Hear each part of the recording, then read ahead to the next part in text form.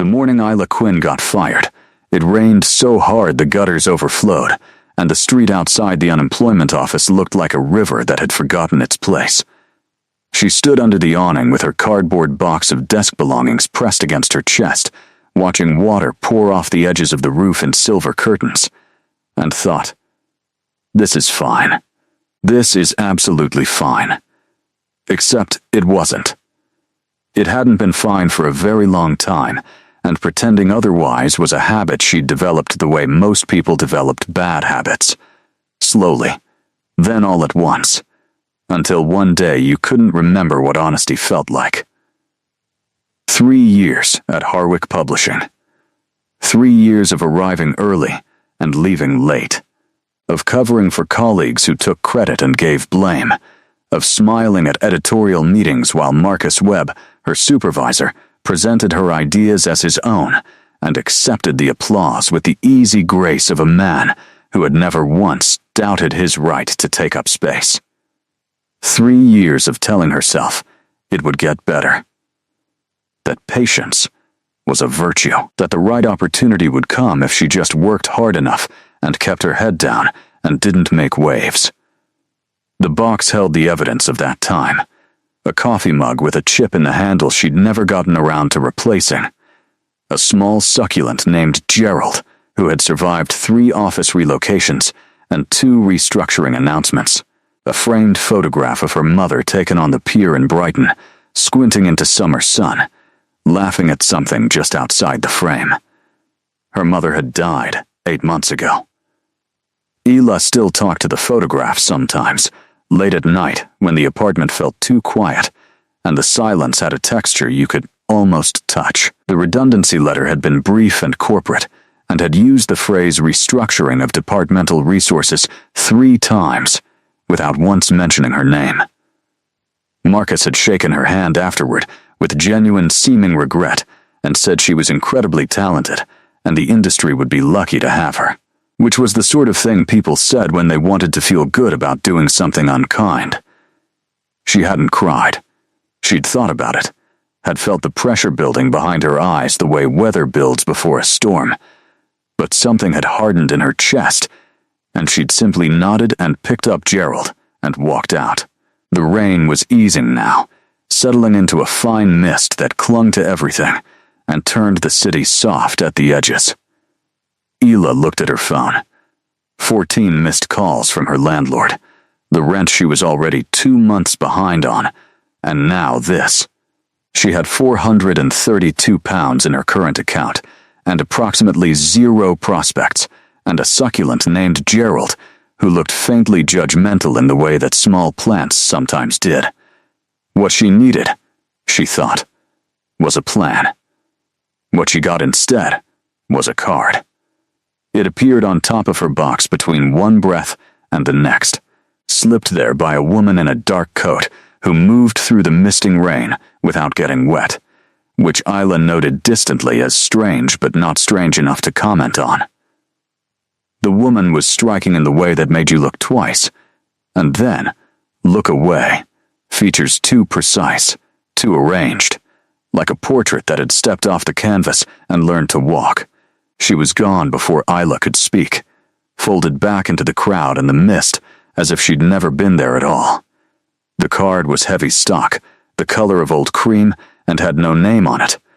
Just an address in a part of London Isla didn't recognize, and 3 words in ink the deep red of garnets. Come tonight. Midnight. She should have thrown it away.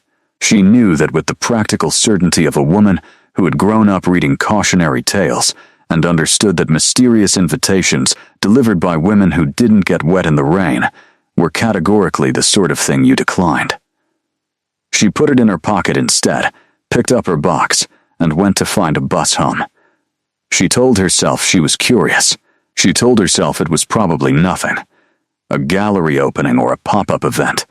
The sort of overly theatrical marketing campaigns that were fashionable these days. She told herself a great many things over the following hours, sitting in her small flat with Gerald on the windowsill and the photograph of her mother propped against the kettle. Eating toast she didn't taste and watching the rain slide down the glass. At 11:15, she put on her good coat. At 11:40, she was standing at the address on the card, which turned out to be a building in Mayfair, with no signage, and a door the color of old blood, and a doorman who looked at her with the kind of eyes that had seen considerably more of the world than his face suggested. She gave her name. He stepped aside. The interior was not what she expected, which was beginning to feel like a theme. She had expected a restaurant, perhaps, or a private members' club with leather chairs and the discreet clink of crystal. Instead, she found herself in something closer to a ballroom, pulled from another century. Ceilings that arched overhead in pale stone, candelabras burning with actual candles, walls hung with portraits of people who watched you pass, with expressions that didn't quite settle into anything human. There were perhaps 200 people in the room, dressed in a register that made Isla's good coat feel like a costume from the wrong production. And at the far end, on a chair that stopped just short of being a throne, sat a man who made every other person in the room seem like furniture.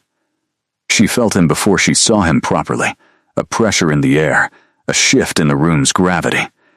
He was tall even seated, dark-haired, with a face that would have been called beautiful, if beautiful didn't sound too soft, too approachable for the precise and dangerous arrangement of those features.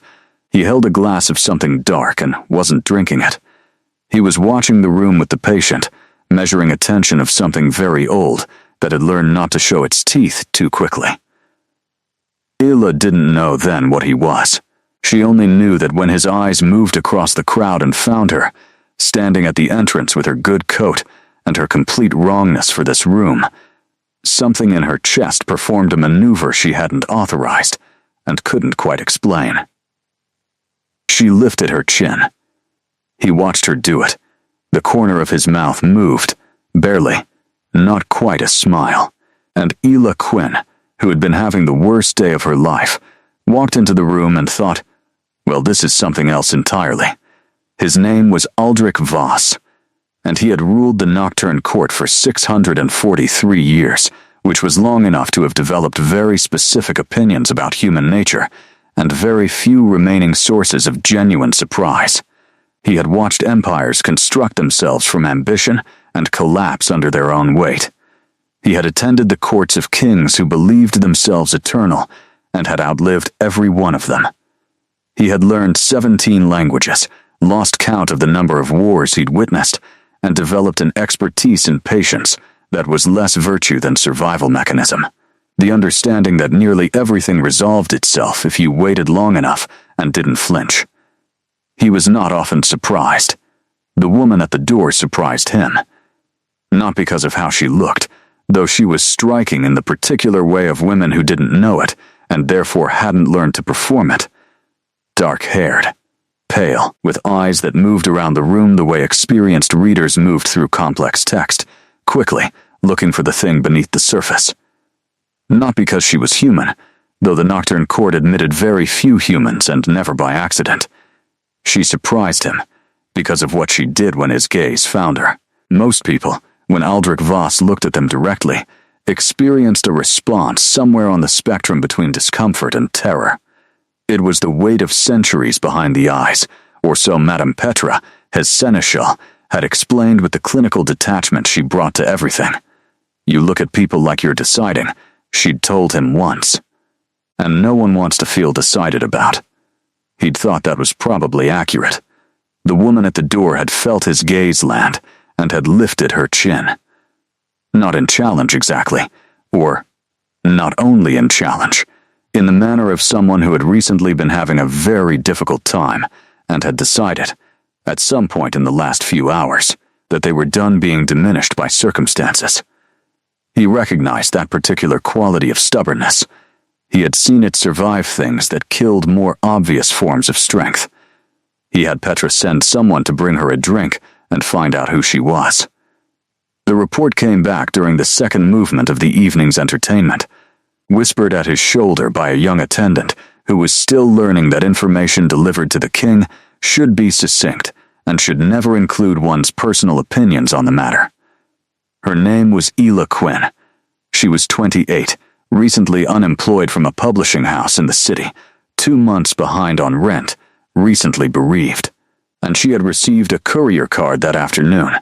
She had come alone and had told the doorman her name with the slightly defiant air of someone who expected to be turned away and had decided to act unbothered about it in advance. Aldrich considered this. The courier cards were Petra's system, an old one, used when the court required something specific from the human world. He would have to ask Petra what she'd been thinking. He didn't ask Petra about the card that night, because what happened next reorganized his priorities considerably. The trouble began with Lord Cassius, as trouble at the Nocturne Court so frequently did. Cassius was 300 years old, and had confused longevity with wisdom in the way that certain vampires did, mistaking the accumulation of time for the accumulation of judgment. He was elegant and precise, and casually cruel, in the manner of someone who had never once had to consider consequences, and he had taken it upon himself, midway through the evening, to make the human woman uncomfortable. Aldrich saw it happen from across the room, Cassius approaching with his social smile and his particular talent for identifying exactly the wrong thing to say and saying it with perfect courtesy. He watched Isla Quinn receive whatever Cassius opened with, saw her expression move through something and arrive somewhere flat and controlled. He watched Cassius lean closer, press some advantage, use the trick of physical proximity that he used on everyone who didn't know to step back. Aldrich was already rising from his chair. Then, Isla Quinn did something no one in 643 years had done in his court. She slapped Cassius across the face. Not a glancing thing, not a flinch that became contact. A real slap, clean and deliberate, the sound of it cutting across the music and the conversation like a blade through silk. The room went silent so completely, it was as if someone had removed sound from the air. 200 vampires, some of the most dangerous creatures alive, froze in the particular way that predators freeze when something unexpected happens and they haven't yet decided how to respond. Cassius stood with his head turned to the side, one hand rising slowly toward his cheek, his expression cycling through shock and fury and something else. The dawning awareness of audience, of how this moment would be remembered. Isla Quinn stood with her shoulders back and her chin up and her hand still raised, breathing hard through her nose, looking not at Cassius but past him, at the wall, at nothing. The way people looked when they'd just done something enormous and were still catching up with themselves. Aldrich looked at her for a long moment. The silence held, stretched, became the kind of silence that had weight and temperature. He was aware of every eye in the room, moving between the woman and the king, waiting to see what the moment required. He had not survived 643 years by being predictable. He smiled. It started at the corner of his mouth, where the almost smile had been earlier, and it moved slowly, deliberately, until it reached his eyes, which he permitted to show actual amusement for the first time in what felt like years. The room did not know what to do with this. You could feel the recalibration happening, the collective exhale, the scramble to read the king's response and adjust accordingly. Lord Cassius lowered his hand from his cheek and said nothing, because there was nothing to say. When the king smiled, you had lost. Aldrich set down his glass on the nearest surface and walked across the room toward Isla Quinn. She didn't run. He noted that, first, before anything else, the way she held her ground as he crossed the room toward her, the crowd parting around him with the instinctive deference of water, finding a new course. He was aware of the spectacle of it, of 200 pairs of eyes tracking this approach with various calibrations of shock and hunger and gleeful speculation. The court loved nothing better than an incident, and this was shaping into something considerably more interesting than an incident. But she didn't run. She watched him come with those direct, reading eyes, and he could see her working the situation out as he moved, processing the silence and the smiling king, and the fact that she had just assaulted a member of vampire nobility in the court's own ballroom, and to her credit, she arrived somewhere closer to braced than terrified. He stopped 3 feet from her. Up close, she was more interesting than across a room, which was not always the case with people. There were shadows under her eyes that spoke of several months of inadequate sleep and the particular quality of recent grief that sat in the body differently than old grief. Her coat was good, but tired. She smelled of rain and something warmer, cardamom perhaps, and underneath that, the specific human warmth that was either the most complicated or the most straightforward thing about them, depending on your century. "What did he say to you?" Aldrich asked. His voice came out quieter than the room expected, pitched for her rather than for the audience, and he saw her register that. The small adjustment it required. She held his gaze. "He made a comment," she said, "about women who arrive at certain kinds of parties alone, about what they're usually looking for." Her voice was steady, which cost her something. He could see the cost of it in the slight tension along her jaw. "So you hit him," Aldrich said. She met his eyes fully then. "I've had a very long day." The silence broke, not into chaos, into something stranger and in some ways more dangerous. 200 vampires processing the fact that their king was amused, genuinely amused, in a way that most of them hadn't witnessed in living memory, which in their case covered rather a lot of ground. He heard the sound move through the room like wind through grass, the exhale of a collective breath, the creak of recalibration.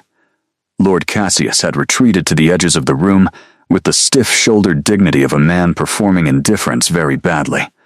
Aldrich made a small gesture, and the attendant appeared with 2 glasses.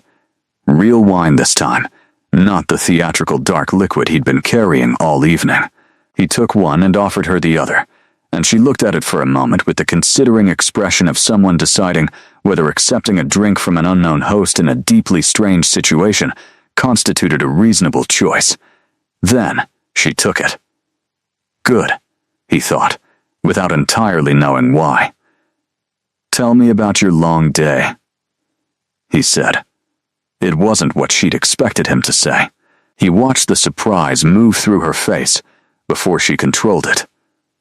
"You're the host," she said. "Shouldn't you be attending to your guests?" "Most of my guests," he said, "have been attending my events for upwards of a century. They require very little. You, on the other hand, have just created the most interesting moment this court has seen in approximately 40 years. I feel some responsibility." She almost smiled. The shape of it moved across her face and then thought better of itself and retreated, which he found more interesting than if she'd simply smiled. "My day," she said, "is not a story I'd tell a stranger. You struck a stranger," he pointed out. "That's different." "How?" "Because he'd earned it," she said, with a simplicity that was not simple at all. He considered her. The room had resumed a low hum of conversation, the court performing discretion while in fact attending to every syllable. He was accustomed to being watched, to performing even private moments on a stage. What he was not accustomed to was finding the performance less interesting than the person in front of him.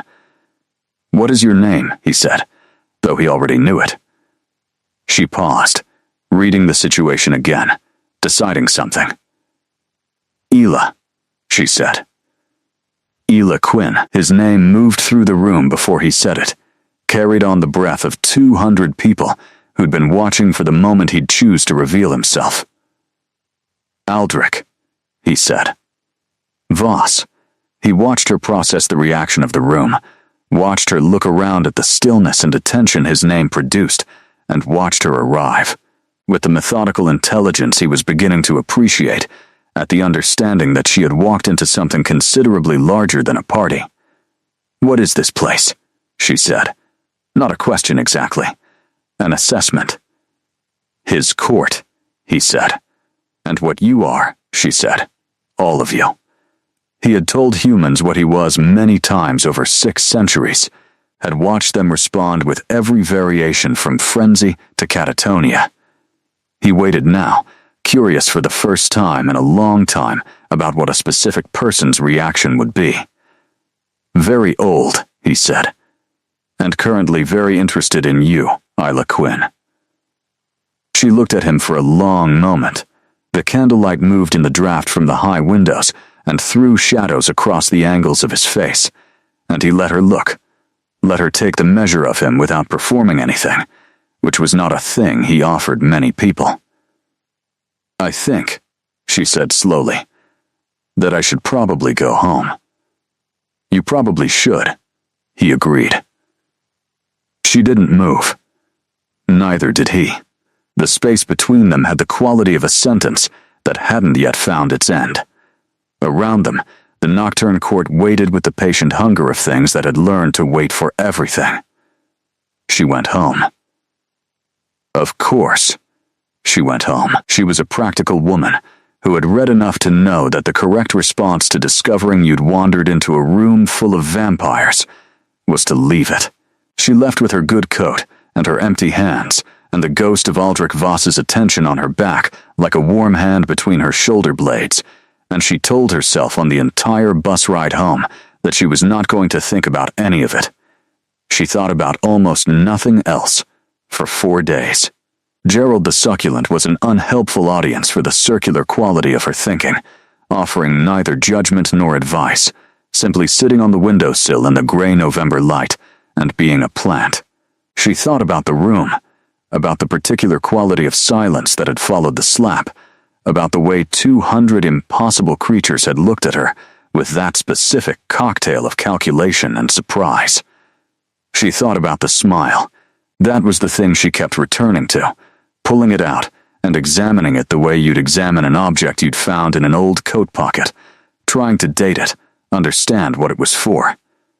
He had smiled like someone who had been waiting for something without knowing they were waiting, and then it had arrived, and the surprise of it was genuine. She was not a romantic.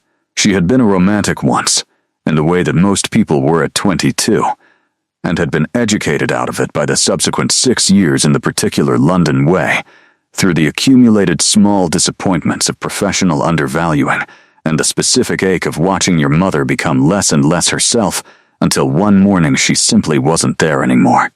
She had practical responses now, and clear eyes, and a working knowledge of the difference between what things appeared to be and what they actually were. The card came on the 5th day. Same heavy stock, same garnet red ink. This time it said simply, "The position is still open, if you're interested." She turned it over. Nothing on the back. She put it on the kitchen table and made coffee, and stood looking at it while the coffee brewed, and had what she would later describe as a brief but comprehensive argument with herself about the nature of reasonable behavior and the specific circumstances under which a recently unemployed, twice bereaved, nearly evicted woman might be justified in reconsidering her definitions of it. She picked up the card. She wrote an address on a piece of paper and went to find her A to Z. The building looked different in daylight, which was her first indication that the previous encounter had not been a peculiar dream. It was actually there. Actually, Mayfair. Actually the color of old blood. The same doorman, who appeared not to require sleep or rotation. She gave her name. He stepped aside. This time she was taken not to the ballroom but upstairs, through corridors lined with art that would have required historians to properly contextualize, to a room that was clearly an office in the way that rooms become offices when the person using them has had centuries to accumulate the kind of books and papers and objects that needed organizing. Aldrich Voss was standing at the window with his back to her when she entered. He was dressed differently, less formally, still immaculate in the way of someone for whom immaculate was simply a baseline condition. He turned when she came in and looked at her for a moment before speaking. "You came back," he said. "You sent a card," she said. "I didn't know if you'd come. I didn't know if I would either." He indicated a chair. She sat. He moved to the desk but didn't sit, which she read correctly as a negotiating position and filed away. There is a position, he said, that the court requires filled. His voice was careful, deliberate. I want to say first that it is legitimate employment, with a contract and specific terms. I mention this because the circumstances of our meeting were unusual, and I don't want you to feel that any obligation exists from that evening. She looked at him steadily. What's the position? We require a human liaison, he said. Someone with experience in publishing, media, communications. The court has considerable holdings in the human world, companies, publications, properties that require management and interface that a human presence facilitates better than any of our own. You have editorial experience, contacts in publishing, and, he paused, a demonstrated willingness to respond to provocation directly, which is a quality that is considerably more useful than it might appear in this environment. She was quiet for a moment. You want to hire me because I slapped someone. I want to hire you, he said precisely, because you assessed an unfamiliar situation with considerable intelligence, responded to genuine provocation without escalation beyond what was proportionate, and then left when leaving was the right thing to do. The slap was evidence of judgment, not temper. The judgment interests me. Isla looked at him. In 643 years, she did not know that number yet. She would learn it later. He had employed human liaisons 4 times. 3 had lasted an average of 8 months before the complexity of the situation had become something they couldn't sustain. He had not looked for a replacement in 11 years, which was long enough that Petra had stopped asking. He was not a man, she would come to understand, who explained himself. The fact that he was explaining now was information, though she didn't know enough yet to read it properly. What are the terms? She said. A 1-year initial contract, he said, renewable by mutual agreement. Salary significantly above market rate for the equivalent role. Full disclosure of the court's nature and operations. And, he added, with the precision of someone who had learned to say the difficult thing first, rather than letting it accumulate weight, you would be under the court's protection for the duration of your employment. Which means, she said carefully, which means that what you witnessed on your first evening, the response to Lord Cassius's behavior, is the standard here. No one in or affiliated with this court will trouble you. The city, for practical purposes, will be safer for you than it was before. She sat with this for a moment. It's a very large thing to offer for a publishing liaison role, she said. Yes, he said. She looked at him, and he looked back, and the morning light through the tall windows was doing something complicated with the room. When would I start? She asked. She started on a Monday, which felt appropriately ordinary for something that was anything but. Petra, the ancient woman from the first night, met her at the door with the energy of someone who had been waiting for this particular development and had arranged herself accordingly. Petra was somewhere between efficiently warm and warmly efficient, showing Isla the offices, the working systems, the human staff who managed the court's above-ground operations, and who ranged from completely aware of their employer's nature to existing in a state of carefully maintained professional incuriosity. Her office was a good one, proper daylight and tall shelves, and a desk that had clearly belonged to someone serious about their work. On it she found a set of folders detailing the court's holdings, 4 publishing imprints, 2 cultural magazines, a literary festival that had been running for 22 years, 3 bookshops in 3 cities. She sat down and started reading, and did not emerge for 3 hours, at which point she had 14 questions and the beginning of an organizational framework in her head. Aldrich appeared in the doorway when she was in the middle of her notes. How long has the literary festival been running without a proper programming strategy? She asked, without looking up. Since its inception, Petra said from behind him. Which would be, Ela said, 22 years of missed potential. She looked up. Aldrich was watching her with the expression she was beginning to identify as his interested expression, distinct from his neutral expression and his dangerous expression, and the very occasional expression she had no name for yet. "We have a meeting at 4, he said. "With whom?" she asked. "The board of the larger imprint. They've been making decisions Petra and I disagree with, and haven't found the right way to articulate our concerns." She looked at him. "You want me to articulate them? After 2 hours in this office? You had 14 questions in 2 hours, he said. "I'd like to see what you do with the board." The meeting was instructive. The board was 4 men in their 50s, who had the specific confidence of people who had spent decades being unchallenged in rooms they considered theirs. They did not expect her. They received her with the particular brand of polite dismissal that she had extensive experience navigating. The faint over-explanation, the questions redirected to Aldrich, the unconscious performing for each other at her expense. She let it run for 11 minutes, gathering data, and then she started asking questions. Not aggressive questions. Precise ones, the kind that required actual answers and revealed the gaps between what the board said they were doing and what the numbers indicated they were actually doing. By the end of the meeting, 2 of the 4 were sitting forward in their chairs. The other 2 were sitting back. She identified this correctly as the split she'd need to work with. Afterward, in the corridor, Aldrich walked beside her without speaking for long enough that she'd begun to consider whether silence was his default processing mode. "Then, you identified Hargreaves as the problem in the first 4 minutes." "I identified him in the first 90 seconds, she said. "I spent the next 2.5 minutes confirming it." He almost smiled. The almost smile was becoming familiar, like a word she was slowly learning to pronounce. "What do you need to fix it?" he asked. 3 months, and the authority to make recommendations directly, she said. "If your board thinks I'm advisory, they'll manage around me. If they think I have actual standing, they'll engage properly." He nodded once. Done. They walked on. Outside a window, the November city was doing its gray and yellow thing, taxis and rain and office workers with their collars turned up.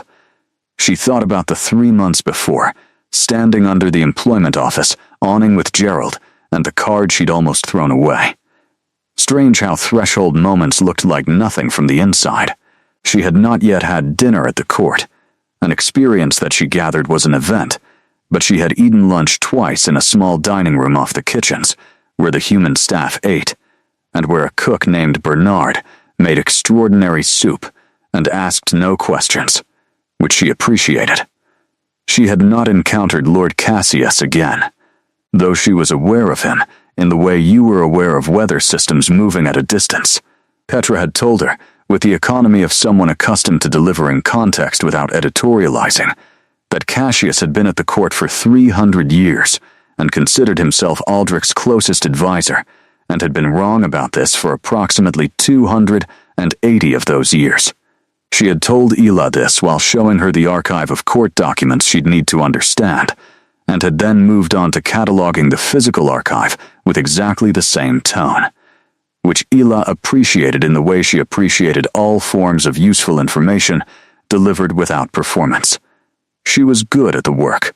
She had always been good at the work, which was part of what had made Harwick Publishing so maddening, the specific injustice of competence going unrecognized, because the person exercising it didn't fit the template of who was supposed to be competent.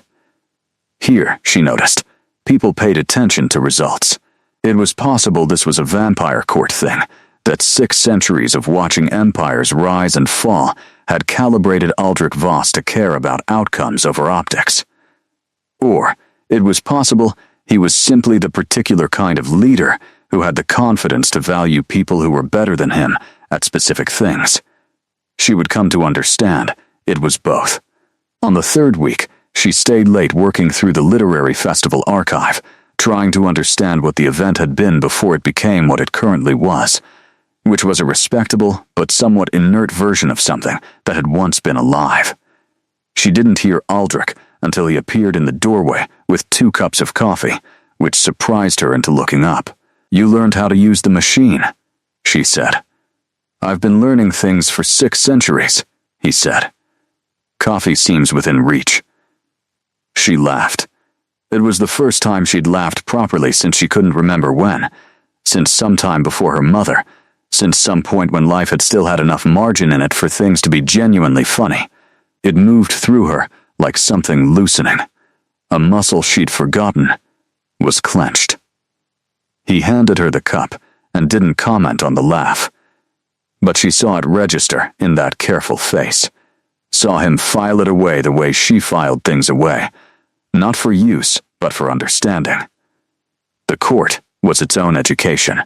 She had read enough in the first week to understand the shape of vampire society, its hierarchies and laws, the structure that had evolved over centuries to manage the specific complications of beings who lived indefinitely and remembered everything and had a complicated relationship with power.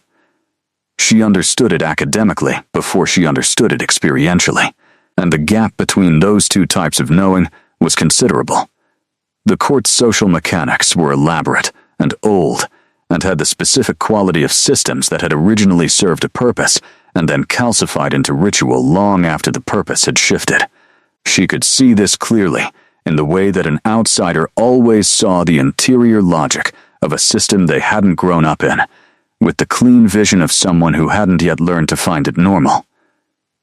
She started keeping notes, not formal ones, not reports. A private notebook she kept in her desk drawer, observations about how decisions were made, where the actual influence moved versus the ceremonial influence, which relationships were the operative ones.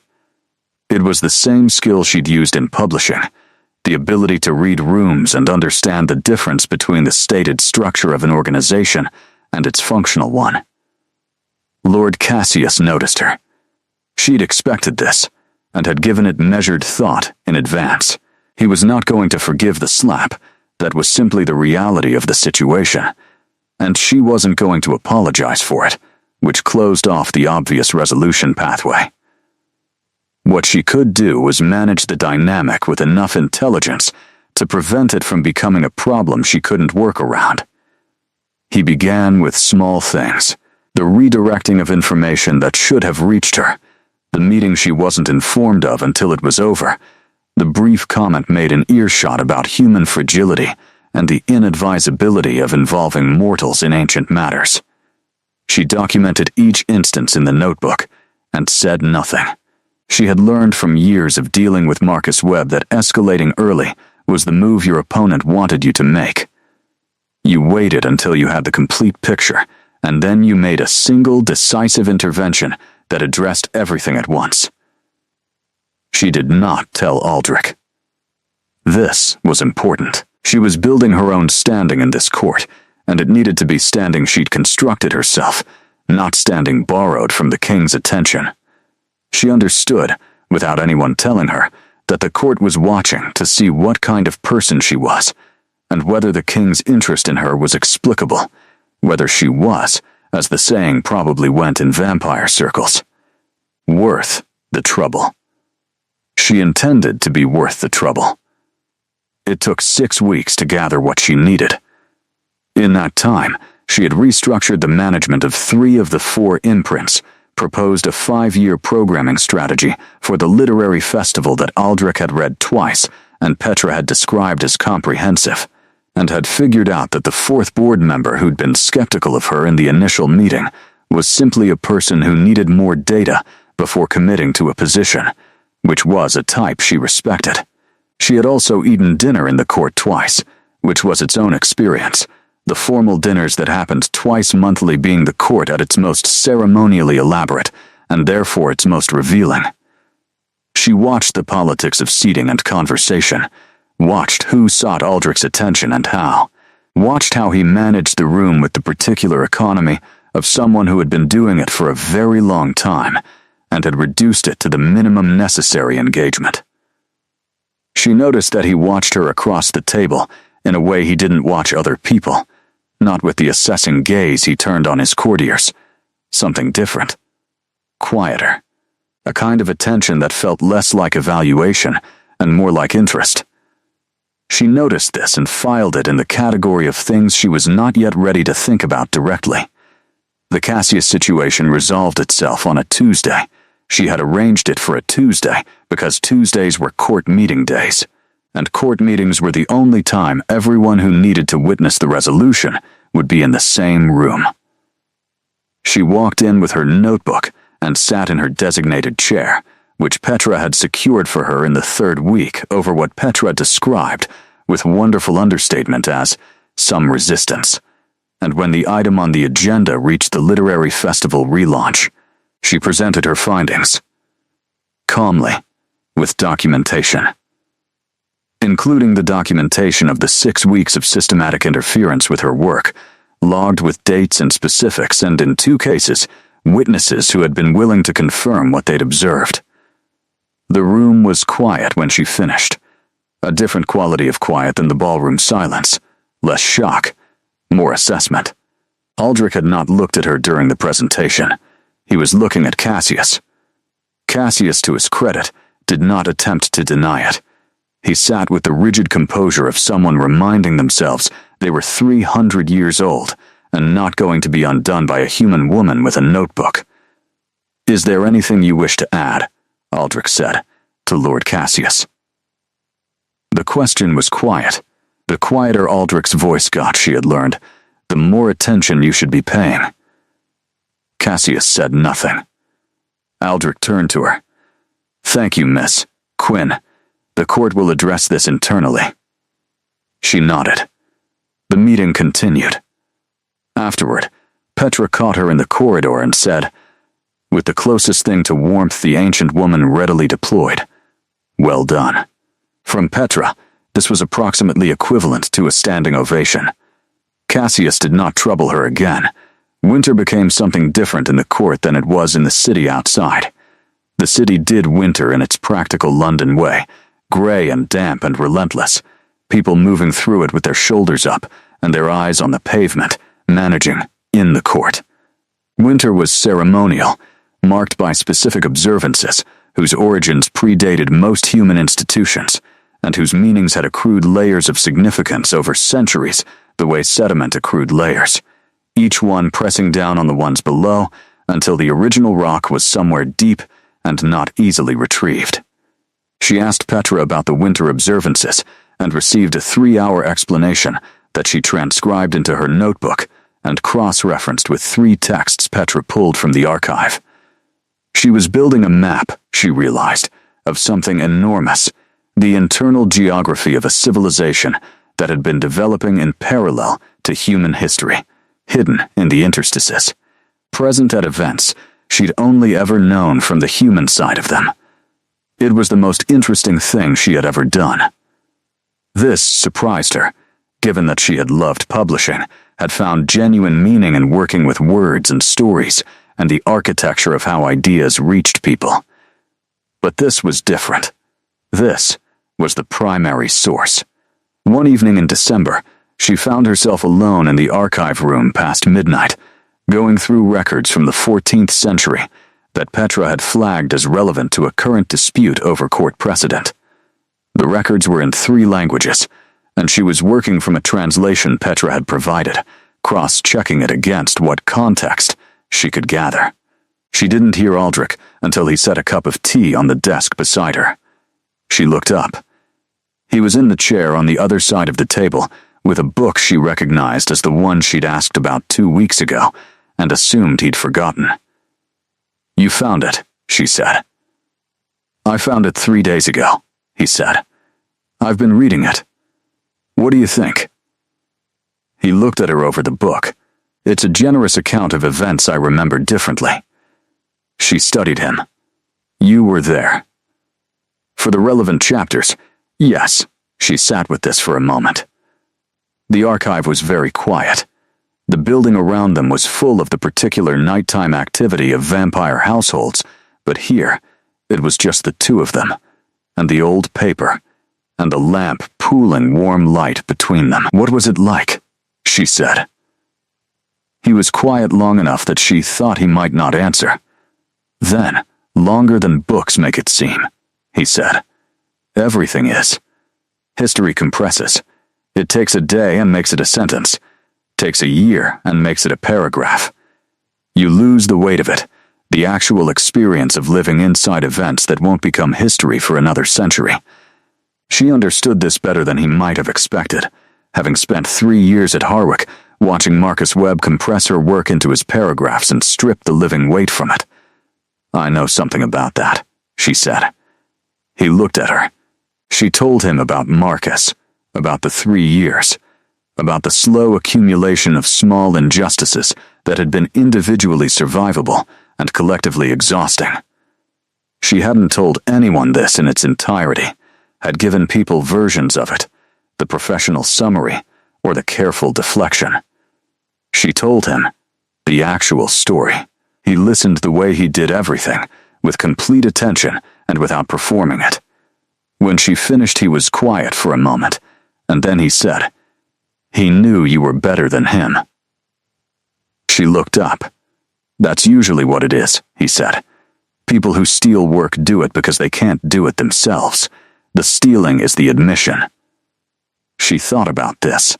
She had never framed it that way, had always located the failure somewhere in herself, the question of what she'd done wrong, why she hadn't been able to make them see. "I spent a long time," she said slowly, "trying to understand what I did to deserve it." "You didn't do anything," he said. "It was simply about his limitations, not yours." "Simple truths from a vampire king in an archive room at midnight," she said. He almost smiled. "I've had 6 centuries to observe human behavior. You develop some pattern recognition." She smiled properly this time, not the almost version she caught herself deploying as a protective habit. He looked at it, her smile, with an expression she filed immediately into the category she still had no name for. What he said next surprised her. "I want to show you something," he said. He took her to the East Wing, which she hadn't yet been in, past the formal rooms into something older, the architecture changing character, stone giving way to older stone. He stopped at a door and opened it onto a room that was entirely books. Not a library in any organized sense, but a room that books had claimed, floor to ceiling on every wall, stacked on every surface, organized by some personal system that probably made complete sense to someone who had had 6 centuries to develop it. In the center, a chair by a window, and on the window ledge, a small plant that she recognized with a shock of amusement as a succulent. She looked at it, and then at him. "Petra mentioned you'd arrived with one," he said. "I thought it might make you feel at home." She looked at the room, at the books, at the plant, and felt something move in her chest that was large and warm and complicated. He was watching her with the quiet attention that she had stopped trying to decode and had simply started accepting as a constant, the way you accepted weather, present and inexplicable, and occasionally remarkable. "Thank you," she said, "for all of this." He shook his head slightly, and what he said was, "I should thank you for coming back when you didn't have to, for being exactly what you are, without adjusting it for the room." He paused. "I've had many people in this court who became something different in order to belong here. You simply remained yourself and let the court do the adjusting." She didn't know what to say to this, and so she said nothing, which was, she had learned, sometimes the most honest response. She had been with the court for 4 months when her landlord sold the building. The notice arrived by email on a Thursday morning with the breezy impersonality of institutional communications, informing her that the property had changed ownership and all existing tenancies would be reviewed, which was property language for the thing she'd been dreading since, before she'd even taken the court position. She was sitting at her office desk when she read it, and she sat quietly for a moment, letting the familiar weight of it settle. It was always something. You solved one thing, and the next thing was already in position. She had money now, proper money, enough to rent somewhere new without the desperate mathematics of the last 2 years. But she had been in that flat for 4 years. It had her mother's things in it, the books stacked in the spare room, the green chair her mother had read in every Sunday for as long as Isla could remember. Moving meant touching all of it, deciding all of it, which she had been able to defer while it stayed where it was. Petra appeared in her doorway at 11, which meant Aldrich had noticed something was wrong in the specific way he noticed things about her that she hadn't announced. She was still not entirely sure how he did this. "There's a suite in the East Wing," Petra said, without preamble, fully self-contained, frequently unused. "It has a south-facing window and what I believe you'd describe as a reading situation that would meet your requirements." Ela looked at her. "He's offering me a room. He's offering you permanent accommodation as a component of your employment arrangement," Petra said precisely, which were the words they were using for it. "It is entirely optional, and there would of course be no change to the contract terms either way." She thought about the flat, the green chair, the boxes of her mother's books. "And I'd be able to bring my things," she said. "All of them." Petra's expression said she was probably thinking about the volumes of material this might represent, and had already arranged for someone to deal with it. "Obviously," she said. She moved into the East Wing on a Saturday. Aldrich was absent for most of it, which she understood was deliberate, giving her the space to make the space her own, without his presence making it feel like an audience. What he had done, she discovered, was leave the door to his book room open, which connected to a small sitting room that in turn connected to her suite. And on the table in the sitting room was a bottle of wine and a note that said, in handwriting that was probably 500 years old in its formation, "Welcome properly." She put the photograph of her mother on the windowsill next to Gerald. She put her mother's green chair in the corner of the sitting room. She arranged her mother's books on the shelves, which were the right depth for them, which she did not think was an accident. Standing in the completed room, she felt something she hadn't felt in longer than she could accurately date. The particular sensation of being exactly where you were supposed to be, which was not the same as happiness, but was perhaps its precondition. Aldrich found her there an hour later, standing with a cup of tea and looking at the arrangement of the room. "Good," he said, from the doorway. She turned. "It's exactly right," she said. "I know what I like," he said. "So do I," she said, and realized as she said it that she was not talking about the room. He was very still in the way he went still when something registered that he was deciding how to address. She had learned this stillness, the quality of his processing when he encountered something that mattered. "I should tell you something," he said. She waited. "I have been," he said carefully, "aware of you in a way that is not straightforwardly professional for some time." He was looking at her with the expression she still had no name for, and she understood now why she hadn't named it. She had been waiting until she was sure of what it was. "I know," she said. She could see the edge of relief in his face, the faint release of tension in someone who has been carrying something and finally set it down. "I wasn't certain you wanted to know," he said. "I've been going back and forth about it. I'm not interested in making you feel that this is anything other than a free choice, completely separable from your position here. Everything remains the same if your answer is no." She looked at him. He was 643 years old and was choosing his words with the care of someone who had learned that words, once out, didn't come back, and he was standing in her doorway being precise and honest and faintly uncertain in a way that she found unexpectedly moving, because she understood what uncertainty cost someone who had had centuries to calcify into certainty. She set down her tea and crossed to the doorway. He didn't move. Let her close the distance. Let her make the choice by how far she came. She stopped within reach and looked up at him. "Strictly as an observation," she said, from someone with only 28 years of pattern recognition to work with. "You've been unhappy for a very long time." He considered this. "Yes," he said. "So have I," she said.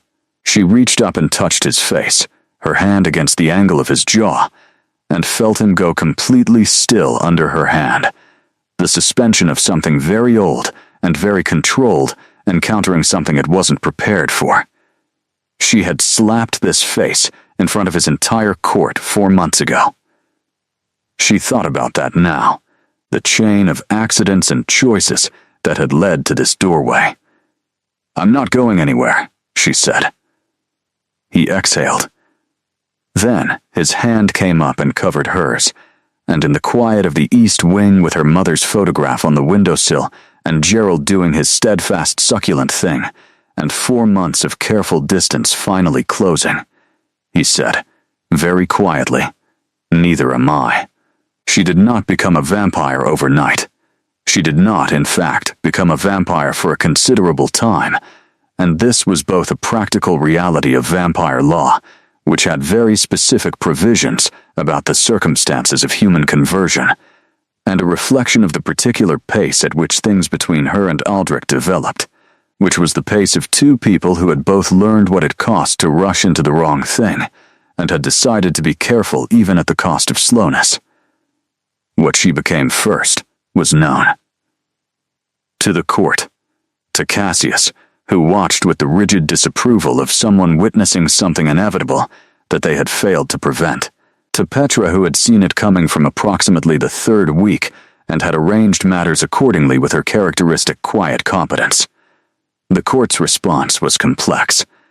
There was a faction that approved, that found in Isla the kind of person they recognized as valuable, practical and perceptive, and unwilling to be impressed by performance over substance.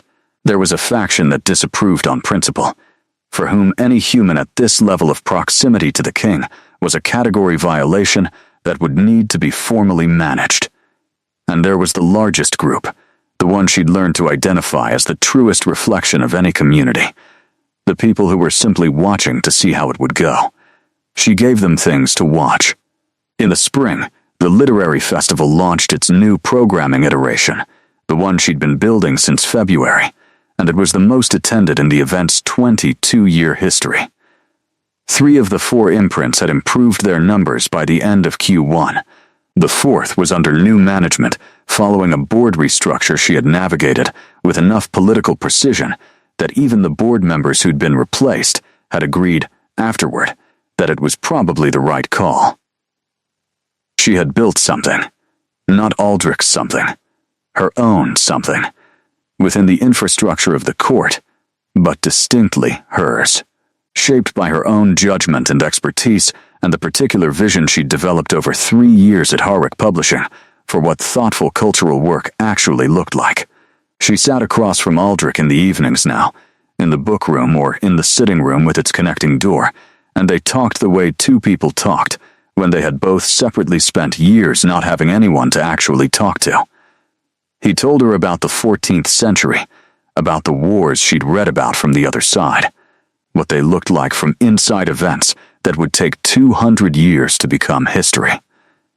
She told him about her mother, about the long, specific years of her illness, and the way grief worked differently than you expected, less like a wave and more like a weather system, changing, but never fully leaving. He listened to both kinds of stories with the same quality of attention, which she found over time to be one of the most radical things about him. His attention was equal. It did not distribute itself according to what was impressive, or significant, or likely to be useful later. It simply gave itself to whatever she was saying, completely. She had never had that before. Not from any employer, not from most friends, not even, in the honest accounting she allowed herself at night, from the people she'd previously been in love with, who had given their attention more selectively, according to what they wanted from the interaction. Lord Cassius made one final attempt in April, a formal petition to the court challenging the propriety of the king's relationship with a human employee on grounds of court law and historical precedent. She heard about it from Petra at 6 a.m. on a Wednesday, delivered with the expression of someone who found the timing mildly inconvenient. She appeared at the court meeting at 9. She had prepared her arguments on 3 hours of sleep and Gerald's silent support, and had cross-referenced them against the archived documents she'd spent 4 months quietly studying for exactly this contingency, because she had understood from the beginning that this moment would come, and she had chosen to be ready for it when it did. The petition required response from the individual being petitioned about. She gave one.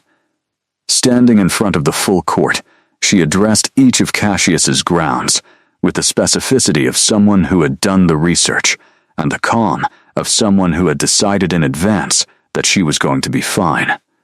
She was not Aldrich's dependent. She said she was not the court's guest or its decoration or its problem. She was its employee with a contract and a record, and that record spoke for itself. She placed the documentation on the formal table. 12 months of outcomes, restructuring results, festival numbers, imprint performance, court benefit calculated in human world terms and vampire court terms both. Then, she addressed the historical precedent Cassius had cited and explained, with the precision of someone who had read the actual records rather than the received summaries, why it didn't apply. When she finished, the room was quiet.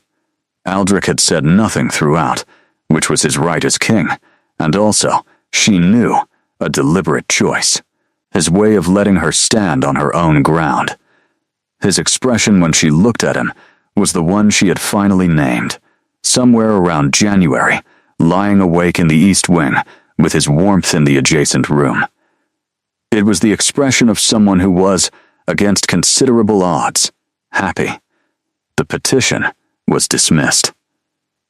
Cassius at last stopped. Summer in the court. She had been there a year now, had seen it through all its seasons, and could feel the difference between herself as she was now, and herself as she had been standing under an employment office awning with Gerald, and a box, and a borrowed card.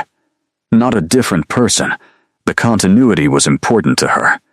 The same person, but with considerably more information, and a great deal less fear. Fear had been the background frequency of the previous 2 years. The constant low hum of not enough money and not enough recognition, and the specific dread of watching the person you loved most in the world become unfindable to herself. She hadn't noticed how loud that frequency was, until it was gone. Until she could sit in a room and simply think. Without the underlying noise of what if this falls apart, what then? Aldrich watched her settle into herself over those months, the way a careful person watched a plant establish itself in new soil, present and attending, but not interfering with the process. He had, she understood by now, an enormous capacity for patience that was not the same as passivity. He knew the difference between waiting and not acting. He had waited on things for 6 centuries and had learned something genuine about which things required intervention and which required trust. She trusted him. This surprised her more than it probably should have. She had not been a trusting person, or not straightforwardly, had always had the private caveat running, the background check of her own assessment, running parallel to whatever the surface of a relationship presented. With Aldrich she found the caveat dissolving, not because she had stopped checking, but because everything she checked confirmed the same thing. He was exactly what he presented. This was, she had come to understand, the rarest possible quality. Not the vampire king part of him, though that was extraordinary in its own specific way. The exactness, the fact that he said what he meant and meant what he said, and didn't require her to translate his behavior into its actual significance, because the behavior was already the actual significance. She had spent so many years working in environments built on the gap between presentation and reality that she had started to think the gap was universal, that everyone had one, that the correct approach to everyone was to read the gap first and the surface second. He made her reconsider this, which was not a small thing. He had been reconsidering things himself. She could see it in the way the court responded to him, a quality of lightness that Petra described, in her understated way, as notable compared to the previous decade. He smiled more. Not the controlled social smile of the court king, the genuine one that started at the corner of his mouth. He sat in the book room with her on evenings, when neither of them had obligations, and read in the same comfortable silence of two people who had established each other as good company. He told her about the things he had loved over 6 centuries, the music of 3 different periods, cities she could visit, and he would show her, the specific quality of light in certain parts of the world, in certain seasons that he had seen enough times to know when they were at their best. She told him what she would do with the literary festival over the next 5 years. He listened with genuine interest, asked real questions, pushed back on one element that she thought about for 3 days, and then conceded he was right about, which she told him directly, because she had always been able to do that with him, and it remained one of the things she was most grateful for. The question of what she would become came up in July, on a night when the city outside was warm, and the windows were open, and the book room was full of summer darkness, and the occasional sound of traffic from the street below. He didn't raise it. She did. Which felt right. "I've been thinking," she said, "about what I want." He looked up from his book. She had thought about this carefully. She had thought about her mother, about the green chair, about the years of watching someone you loved become someone you could no longer reach. She had thought about time, about what she would do with more of it than any human life offered. She had thought about the work, the festival and the imprints, and the things she wanted to build that would take longer than her current biology was going to give her. "I want to stay," she said. He was very still. "Here, specifically," she said. And in the longer sense. He put the book down. She held his gaze. She was not a romantic, or not only a romantic, she was a woman who thought carefully about what she wanted, and had learned the hard way that wanting the thing wasn't enough. You had to choose it precisely and without ambiguity. "I'm choosing this," she said. All of it. He reached across the space between them and took her hand and held it with the careful strength of someone who has learned to be precise with power. "There are laws," he said, "things I want you to know and decide with full information." She said, "I know." She had spent a year in the archive. He smiled, slowly, the one that was genuine. "Then, we have time," he said, "to do this right." "Good," she said, "because I intend for it to be right." The conversion happened in autumn, 1 year and 11 months after she had stood in an employment office doorway, and a woman in a dark coat had slipped a card into her cardboard box. Autumn felt right, the season of change framed as color, the ending of one thing pitched as the most beautiful moment in its existence. She had learned enough about vampire ritual by then to understand the significance of timing, and had chosen it herself, which Aldrich had said nothing about, but which she knew mattered to him. The agency of it. The fact that it was her calendar, and her decision. She spent the morning before at her mother's grave. Aldrich drove her, and waited in the car without asking to come, understanding that this was hers alone. She sat on the grass with the flowers she'd brought, and talked to the headstone the way she always did, telling her mother about what she was going to do, about Aldrich and the court and the work she was building, about the literary festival that was about to announce its largest programming year yet. She told her mother she was happy, which was the thing she had most wanted to be able to say, the thing that had felt like an impossibly distant country during the long illness years and the year of grief and the months of quiet desperation. She was happy. She wanted her mother to know.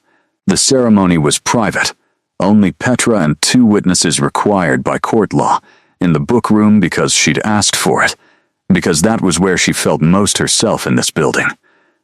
She wore her own clothes. She held Aldrich's hand through most of it. Petra performed the ancient words with her usual precise solemnity, and when it was done, Ela Corvinus, formerly Quinn, understood what the word changed meant when it was something that had actually happened to you, rather than something you'd observed happening to others. She was herself. This was the first thing she noticed, the fundamental continuity of who she was, underneath all the physical transformation. The same mind, the same voice in her head, the same quality of attention, the same tendency to read rooms and ask questions, and push back when pushing back was warranted. But sharper, cleaner, as though decades of accumulated static had been lifted, and she could think with the full bandwidth of herself for the first time. She looked at the room and saw everything.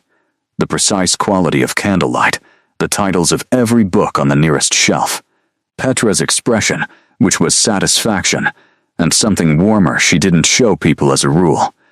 She looked at Aldrich. This was different. She had always been aware of him in the particular way of two people who had chosen each other and lived in proximity, an awareness that was warm and specific, and occasionally made it difficult to concentrate on imprint reports. Now she could feel the bond he had told her about, the ancient law of it, warm and actual, not metaphor but physics. The sense of him like a second heartbeat, steady and real, and completely his. He was watching her discover it, his expression open in the way it was only with her. "How do you feel?" he asked. She considered the question honestly. "The way she did everything, like myself," she said. "Just more." He smiled. "Welcome," he said, "to a very long time." She looked at the room, at the books and the windows, and the succulent on the ledge next to her mother's photograph. She thought about the employment office awning, the rain, the card she'd almost thrown away. Every decision she'd ever made had contained within it the capacity to have gone differently, the moment where the other branch existed and was real. She had stood in the rain and chosen curiosity. She had come back when she didn't have to. She had hit a vampire lord in front of a king and held her ground when the king crossed the room toward her and said, with the voice of someone who had been a long time without surprise, "What did he say to you?" She had built her own standing in a court of ancient, impossible beings, and had read every document in the archive, and had moved her mother's green chair into the sitting room, and had told a 600-year-old man that she was not going anywhere. All of it had been her. Every choice, every decision to stay rather than retreat, every moment where she had assessed the unfamiliar situation and found it worth the risk. She was not a woman things happened to. She was a woman who happened to things, and she intended to keep being exactly that for as long as the word long could possibly mean. Aldrich was still watching her. They had all the time there was, stretching out ahead of them like a country she hadn't mapped yet, full of the kind of possibility that only existed when you were doing something real. She took his hand. "Shall we get back to work?" she said. His smile was the genuine one, the slow one, the one she intended to keep seeing for a very long time. "We shall," he said. And together, in the amber light of their book room, the Vampire King and his queen who had started as a woman with a cardboard box and a bruised hope and the absolute refusal to be smaller than she was, went back to building something that would last.